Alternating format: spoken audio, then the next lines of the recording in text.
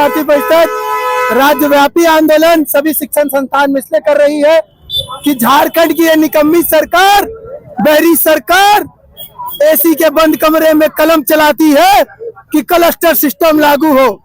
एक तरफ new education policy के तहत एमडीसी लागू होता है, जिसमें यह बताया जाता है कि हर छात्र को सामान्य अधिकार है अपना सब्जेक्ट चुनने का। हर छात्र को यह स्वतंत्र रूप से दिया जाता है कि वो अपना सब्जेक्ट चुने। कॉमर्स का बच्चा साइंस भी पढ़े, आर्ट्स भी पढ़े, पर सरकार कुछ शिक्षा के दलालों के साथ साठगांठ करके ये क्लस्टर सिस्टम को लागू कर रही है। क्लस्टर सिस्टम से क्या प्रभाव पड़ेगा?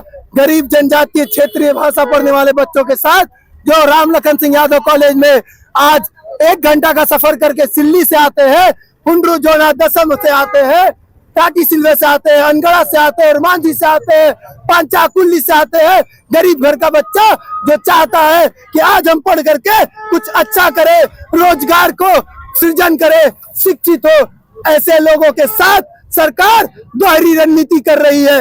एक तरफ सरकार कहती है कि हम आपको शिक्षा दे रहे हैं, दूसरी तरफ बीबीए बीसीए जैसे सब्जेक्ट को छीन करके सरकार हमारी पढ़ाई को वंचित कर रही है। सरकार शहर के चारों तरफ प्राइवेट यूनिवर्सिटी खुला हुआ है, चाहती है कि गरीब का बच्चा अपना घर का सोना और जमीन बेच करके प्राइवेट की ओर जाए, तो शिक्षा बेचने का काम कर रही है।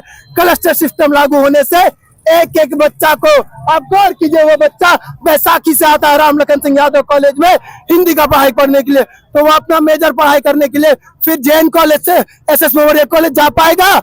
और मांझी की बहन अगर शाम को मिड सेम का परीक्षा दे करके लौटते रहेगी मरवाड़ी कॉलेज से, तो उसके साथ कुछ दुर्घटना घट गया तो इसका जवाब कौन देगा? शिक्षा के दलालों या फिर राज्य सरकार उन बहन की रक्षा करेगा? मैं पूछना चाहता हूँ राज्य सरकार से कि क्या उन बहन के साथ कुछ अनहोनी घटती है तो उसका जवाब कौन देगा? जो और मांझी से आता है 50 रुपए 100 रुपए खर्चा करके, उसके मन में है कि हम अपने राज्य के लिए जनजातीय क्षेत्रीय भाषा पढ़े, हम अपने भाषा को आगे बढ़ाएं, हम अपना राज्य को आगे बढ़ाएं। पर सरकार नहीं चाहती है कि कल की पीढ़ी तैयार हो, इसलिए आज की पीढ़ी को कमजोर कर रही है।